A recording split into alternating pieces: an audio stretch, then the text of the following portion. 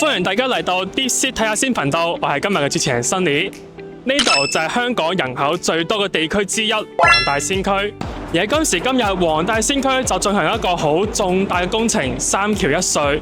而今日啦，我哋好榮幸邀請到雷議員，我哋一齊講解下究竟呢個三橋一隧嘅重大工程點樣改變到區內居民嘅生活便利。你好啊，雷議員。Hello， 你好啊，Sunny。大家好，我係黃大仙區議員雷啟蓮。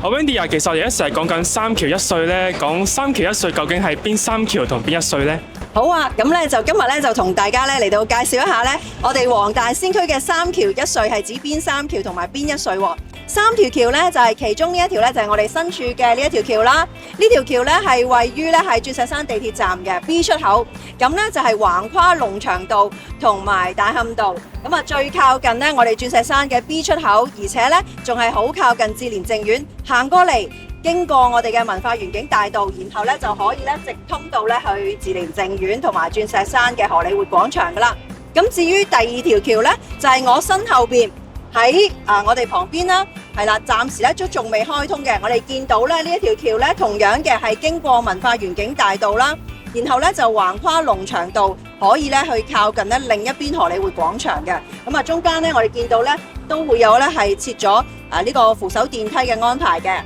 不如我哋由雷議員帶我哋去埋剩低嘅一橋同埋一隧參觀下咯。好啊，好啊，好啊，我哋行。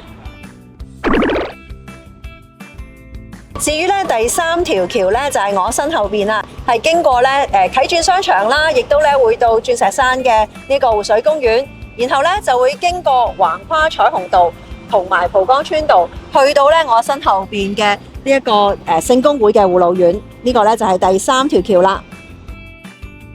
至於隧道咧就係我身後邊啦，喺彩怡花園對開呢個位置，佢哋咧而家已經咧係起緊呢一個 lift 塔啦，同埋咧升降機嘅。咁啊，中間咧係會咧穿過龍翔道，然後咧就跨過呢個啟鑽苑，直達咧係地鐵站鑽石山地鐵站，咁啊方便咗咧居民啦，唔使咧係日曬雨淋，唔需要穿過聯誼路先搭到地鐵，到時咧就可以咧係經過行人隧道直通到去咧鑽石山地鐵站㗎。就係黃大仙區呢個人口咁多地方搞呢個三橋一隧工程，其實最需要多方攜手克服嘅核心問題係咩呢？其實咧主要分開三部分啦。第一咧就係街坊啦，當然啦，街坊譬如可能喺工程上邊有唔多唔少咧，都一定要有噪音嘅。咁啊，其實街坊可能要需要即係遷就啦。同時間咧喺佢哋行嘅時候咧，好多時候都會因為咧工程唔同嘅進度咧係需要改道嘅，咁啊街坊又要明白啦。另外咧就係咧喺交通上邊咧，無論係運輸署啦、警方啦，甚至乎巴士公司咧，都需要係互相配合嘅，因為咧喺工程期間佢哋需要改道噶嘛，咁所以咧我哋都要互相去傾啦。同時間可能咧仲有一啲嘅商場啦，甚至乎咧係一啲宗教場所啦、學校啊，我哋都要咧定期咧係將咧呢啲嘅改道嘅措施啦，或者最新工程嘅進度咧係要同佢哋分享嘅。簡單嚟講咧，需要咧各方面嘅諮詢啦、回應啦同埋溝通嘅。工程就要靠技術，成功咧就要靠溝通啦。好，喺未來10年啦，講三橋一隧喺重塑黃大仙社區呢個生活藍圖方面，其實扮演緊啲咩重要角色呢？咁啊，其實三橋一隧咧，對於我哋黃大仙嚟講咧，係非常之重要㗎。因為咧，我哋呢三橋一隧咧係接連住咧啟鑽苑啦，我哋新嘅文化園景大道一個公園啦，仲有咧係啟鑽苑、彩怡花園啊，仲有咧我哋周邊嘅環境志蓮淨苑啊等等，咁啊讓到咧我哋唔同周邊嘅居民咧可以靠住呢三橋一隧咧係通到我哋其他唔同嘅地方，讓到咧我哋咧可以帶多啲朋友過到嚟我哋黃大仙，欣賞我哋黃大仙嘅美景。同時間咧活水公園咧亦都係新嘅景點，當中咧有好多咧歷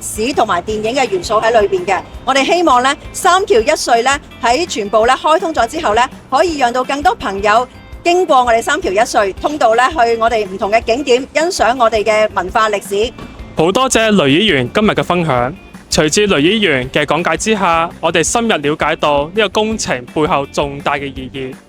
佢唔單止係一個鋼筋水泥嘅建築，其實係一個非常之暖心同埋方便市民嘅重大工程。好多謝咁多位居民嘅關注同埋支持。我哋下期再見，拜拜。